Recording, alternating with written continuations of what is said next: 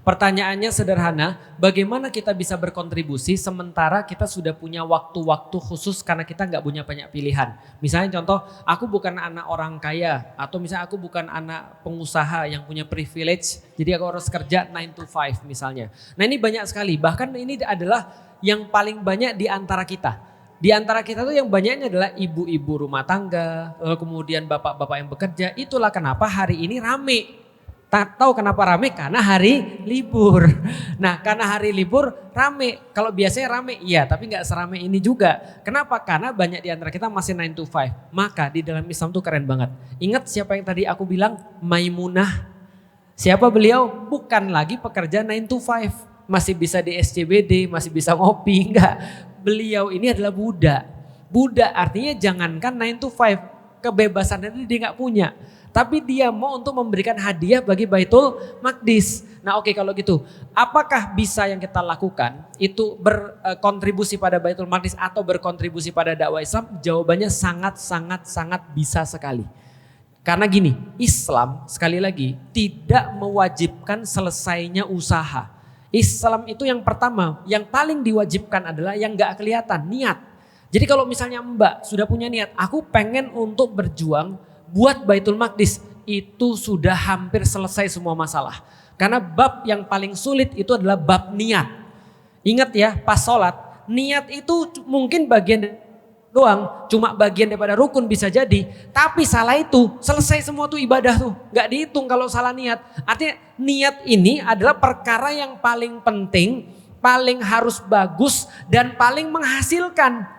Makanya kita lihat ada orang yang niat puasa hari Senin misalnya. Terus pas siang ada tamu datang. Terus kemudian dia batalin puasanya karena ada tamu. Dapat gak pahala puasanya? Dapat. Cuma modal apa? Niat. Ya kan ya. Ada orang mau kurban. Insya Allah kalau punya duit aku mau kurban. Ternyata dia gak punya duit. Pahalanya dapat gak? Dapat. Dia biasa sholat sunnah daripada sholat wajib. Atau biasa sholat tahajud, tapi gara-gara sakit dia ketiduran gak sholat tahajud, dapat pahalanya gak? Dapat. Ada orang mau niat untuk taubat, yang kita cerita terus, dia pergi jalan serius mau taubat, pas di tengah jalan mati, diterima gak niat taubatnya? Diterima. Agama kita agama keren banget, niat aja, yang penting serius kita sudah bisa. Oke, apa yang harus bisa dilakukan? Pertama niat. Yang kedua, yang paling mudah, kata Imam Syafi'i, niat itu kebaca lewat lisan.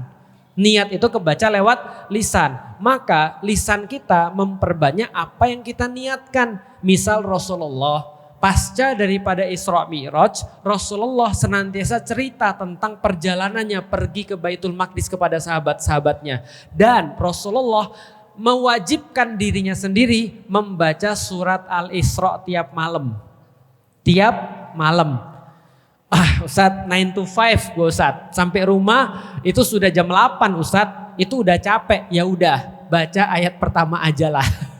Subhanalladzi asra bi abdihi lailam minal masjidil haram ilal masjidil aqsal ladzi barakna haulahu. Ya udah nggak apa-apa baca yang kita mampu. Profesor bilang kalau nggak mau baca seluruh surat Al-Isra, bacalah yang kalian bisa baca. Tapi jangan sampai nggak baca. Supaya kalian ingat bahwasanya kalian punya tugas. Yang tugas itu menjadi tugas Rasulullah. Kan gitu kan ya. Itu yang kemudian kita sebutkan. Apa? Berdoa. Ya Allah berikanlah saya kesempatan untuk bisa sholat di Masjidil Aqsa dalam keadaan merdeka. Kan kita sudah ajarin kan pada Bapak Ibu sekalian. Perbanyak doa itu. Nah itu udah bisa kita lakukan walaupun 9 to 5. Berikutnya apa? Di sela-sela bisa baca buku. Baca buku misalnya tentang Baitul Maqdis, ngerti tentang Baitul Maqdis. Kalau misalnya punya waktu pas istirahat kerja, komen dikit tuh pada orang-orang yang memperjuangkan Baitul Maqdis. Oke, bagus ini, sebarin yang kita suka dan segala macam. Intinya kata orang barat, love will find a way. Begitupun juga di dalam Islam, artinya cinta pasti menemukan jalan. Lihatlah orang-orang yang jatuh cinta itu. Walaupun kerjaannya maksiat pacaran, tapi menemukan jalan aja. Ada aja caranya. Gak boleh ketemu lewat online. Online diputus lewat yang lain. Semuanya ada cara. Lihat gak orang jatuh cinta bagaimana dia berjuang untuk sesuatu yang dicintai. Pasti menemukan jalan. Karena rasa cinta itu gak bisa dibendung. Cinta itu pasti menemukan jalan. Maka kalau kita mencintai itu sudah cukup untuk sebagai awal. Nah, nanti Allah akan kasih kita biasanya sesuai dengan yang kita niatkan.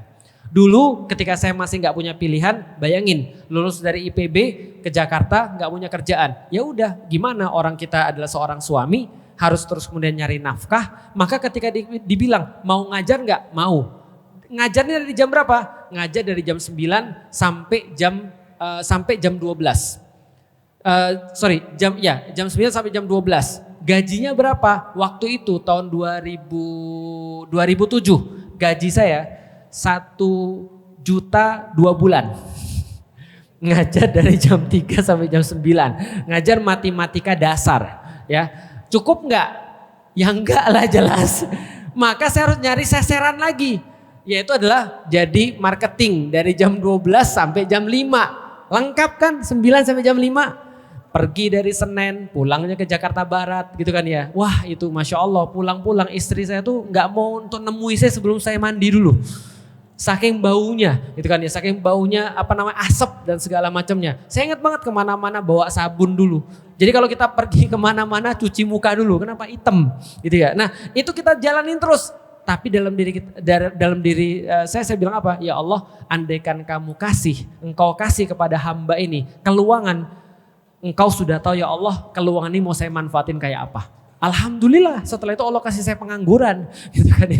Bisa memanfaatkan untuk dakwah. Tapi tidak seperti dulu penganggurannya. Setidaknya sudah punya penghasilan. Artinya tetap kewajiban kita tidak lalaikan. Tapi dakwah merupakan bagian daripada kewajiban. Kalau kita punya rasa cinta itu udah cukup untuk saat ini. Belajar insya Allah masih bisa. Dan semua kerja itu kalau kita niatkan untuk sebagai ketaatan pada Allah. Maka setiap bagian daripada 9 sampai 5, jam 9 sampai jam 5. Mbak bekerja sebaik-baiknya, lalu kemudian bekerja setepat-tepatnya dengan setaat-taatnya pada Allah, maka kerjaan itu akan jadi bagian daripada pahala yang dipersiapkan oleh Allah. Ingat kata Rasulullah, ada dosa yang gak bisa dihapus dengan baca Quran dan sholat. Sholat dan puasa, mohon maaf. Ada dosa yang gak bisa dihapus dengan sholat dan puasa. Padahal sholat itu banyak banget loh dosa-dosa yang kita nggak sadari bisa dihapus. Puasa apalagi gitu kan ya, itu banyak banget dosa-dosa yang nggak bisa dihapus dengan sholat dan dengan puasa, tapi bisa dihapus dengan mencari rizki yang halal. Asik ya. Jadi bekerja di dalam Islam itu adalah bagian daripada peluruh dosa kalau diniatkan untuk kebaikan, termasuk kerjaannya perempuan. Walaupun perempuan gak diwajibkan untuk cari nafkah dengan bekerja, tetap aja untuk menghapuskan dosa insya Allah kalau diniatkan untuk Allah. Wallahu a'lam bishawab. Ahlan.